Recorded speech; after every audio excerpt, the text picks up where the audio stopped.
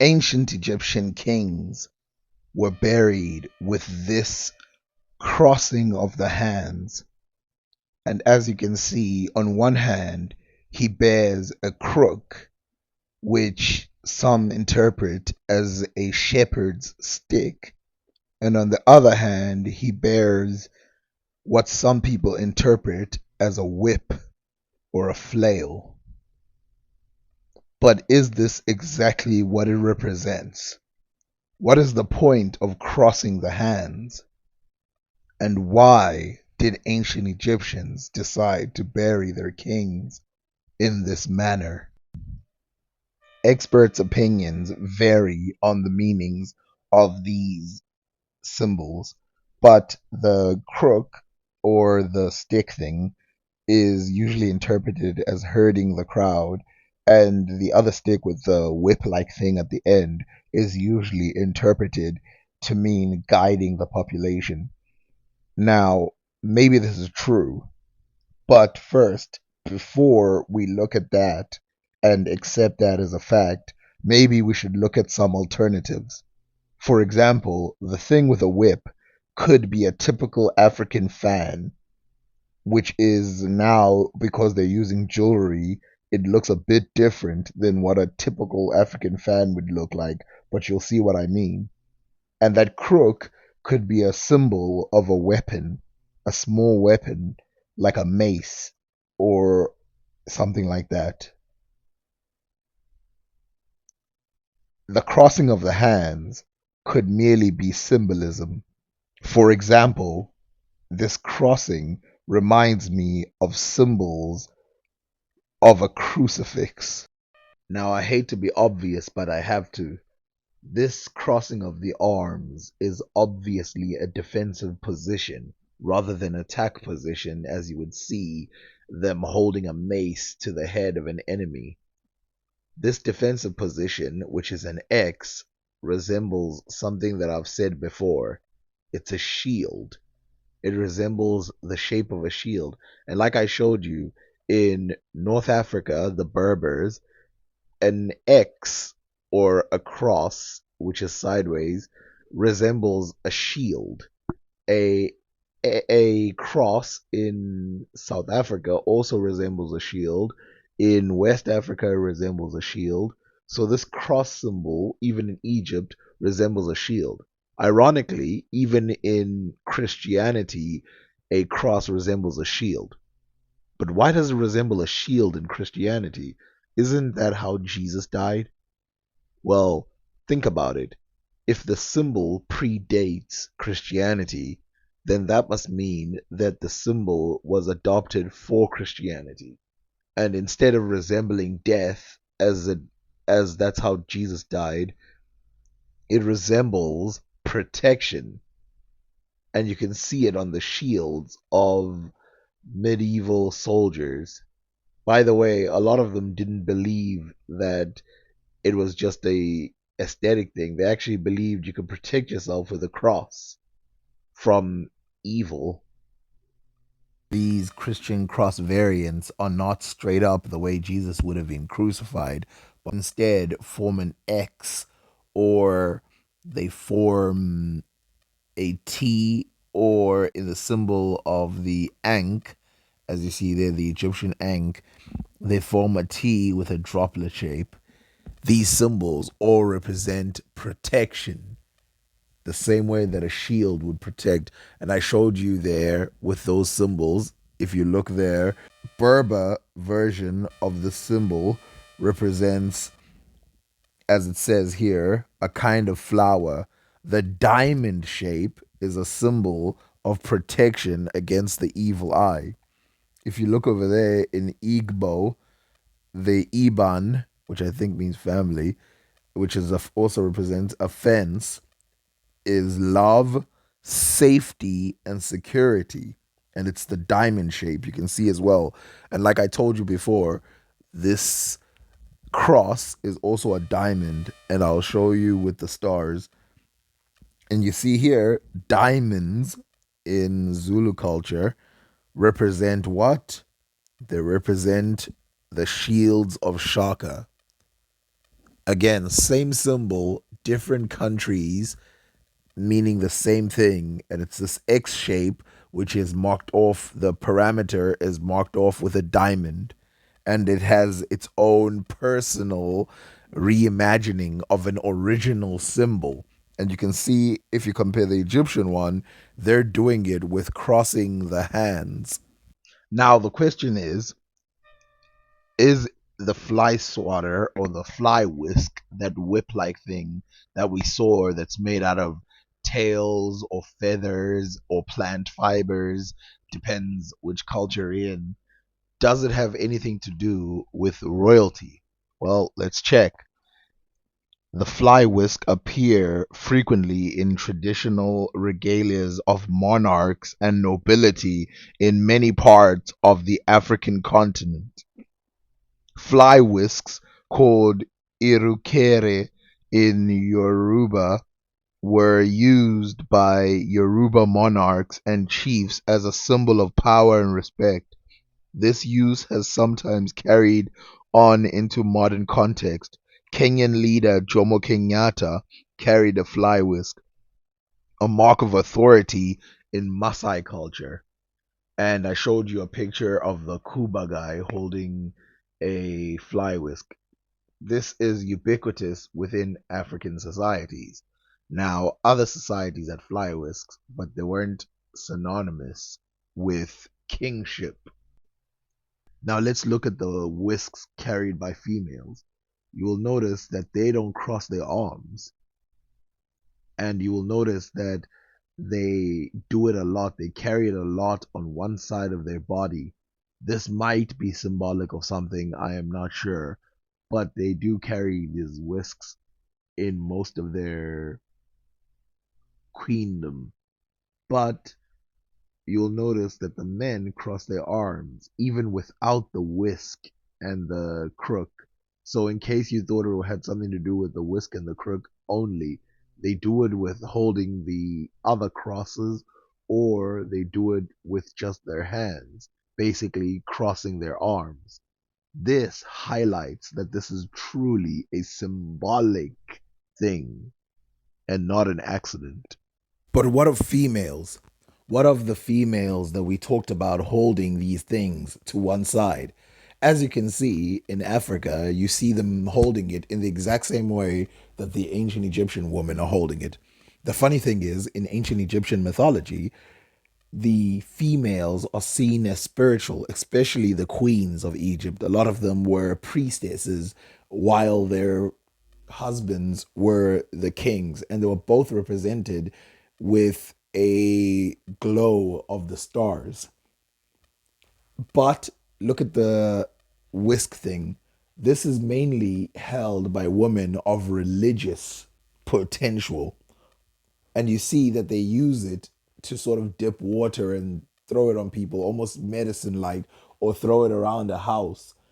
And like I said, females, for some reason in Africa, tend to be the head of spirituality when it comes to healing or whatever. This surely means that the swatting thing resembles females, and the crook or the mace or the blade or the weapon on the other side resembles the male. This would make sense if you consider the X that I told you about. One side of the triangle resembles a man, one side resembles a female, or to signify balance. They use a crook that looks in a kind of sword, ceremonial sword, as the West African crook symbol. Then we also have type 2 crook handy fray, which is very, very popular with cultures and traditions in West Africa. This particular one is from the Igbo extraction.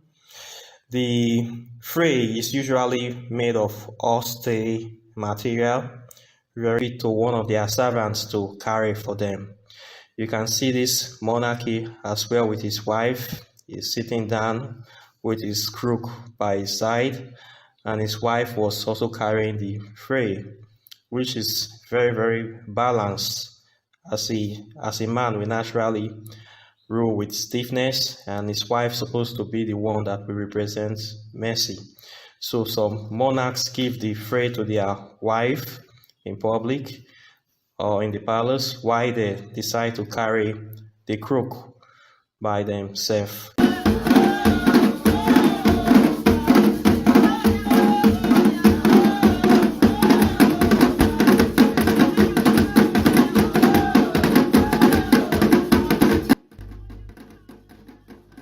In Africa, two things go together: music and spirituality. In music, dance is included.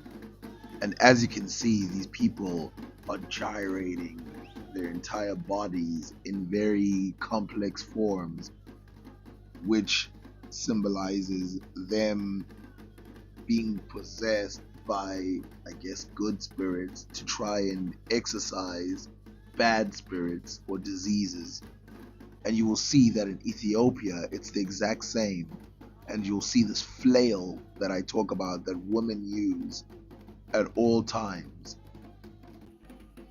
This whole festivity is taking place in South Africa, and you can tell that these people are using this flail to either ward off spirits or to cast them from one body to another. Now, in Bantu cultures, the word that has to do with spirituality is ngoma. Not ironic, but this word also means music or drum. This is no coincidence, because the drum or music is utilized in this whole process. As you see the people gyrate back and forth, you will see that even with the Somalians and Ethiopians who still practice a form or a tradition from way back, they still have this same ritual.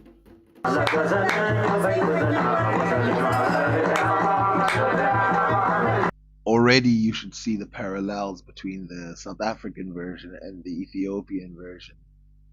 On her knees, dancing to engender, to bring up the spirits so that they can take over her and she could administer the correct medicine or the correct healing antidote.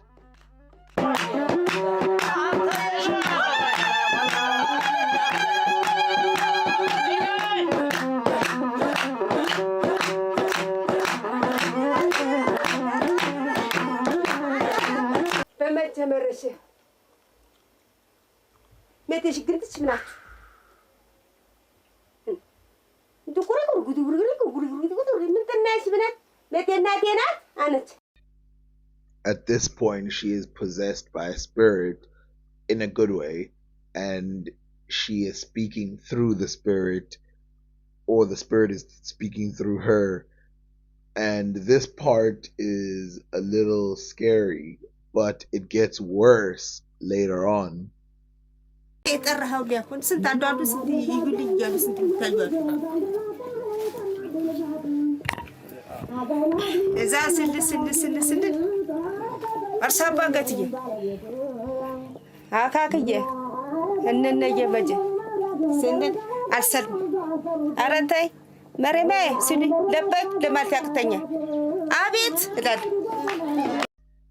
In her hand, she's carrying the swatter, the so-called flail, and you can see that she is using it in the same ritualistic way. You can see that also it's being used like the hair is being used when they dance, moving back and forth.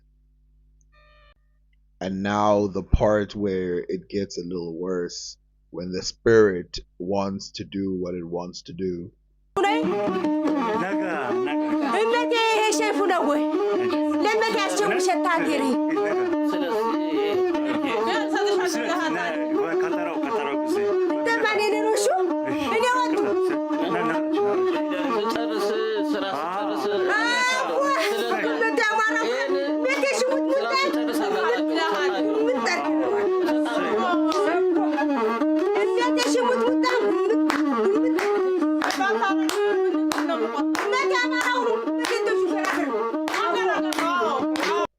This entire ceremony is very foreign to Christianity or Islam in terms of the way they're approaching it.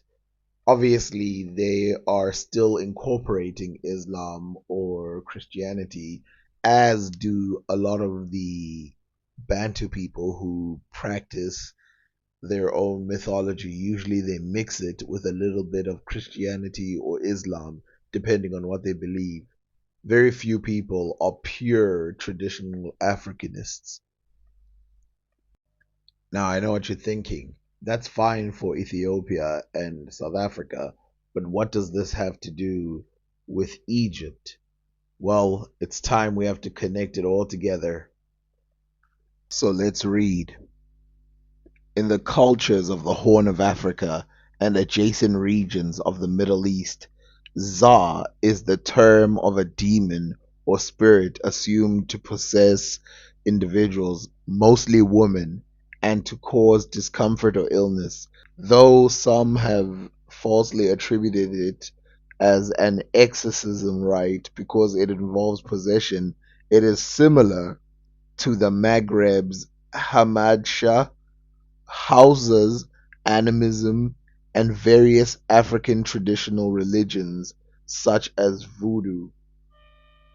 Za is also a form of predominantly, but not solely, women's entertainment that has become popular in the contemporary urban cultures of Cairo and other major cities of the Islamic world. Scholarship in the early 20th century attributed Abyssinian origin to the custom, although there were also proposals suggesting Persian or other origins.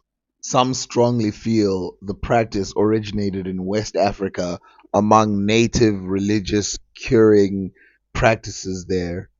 The origin of the word is unclear. Walker suggested the name of the city of Zara in northern Iran, or alternatively an Arabic root Zwar, to visit, for the possessing spirit visiting the victim. The Encyclopedia of Islam of 1934 favored an Ethiopian origin of the word. The practice allegedly originated in Harar, Ethiopia, via Sheikh Abda and was introduced by a Harari and Somali woman to Aden in Yemen. Messing states that the cult was particularly well developed in northern Ethiopia, with its center in the town of Gondor. One late 19th century traveler describes the Abyssinian Sar cultists sacrificing a hen or goat and mixing the blood with grease and butter in hopes of eliminating someone's illness. The concoction was then hidden in an alley in the belief that all who passed through the alley would take away the patient's ailments. Mizri Asl in 2002 suggested that the introduction to Iran likewise took place in 19th century by Africans brought to Iran via the Indian Ocean slave trade. Nadgiv reports that the Tsar cult served as a refuge for women and effeminate men in the Sahel or Sudan region under Islamic rule. When this practice is moved from the Abyssinians or the Sudanese to the Middle Easterners, it stops being an all woman affair or a majority woman affair led by women, as is typical in Africa, and it becomes an all male game where women are merely spectators.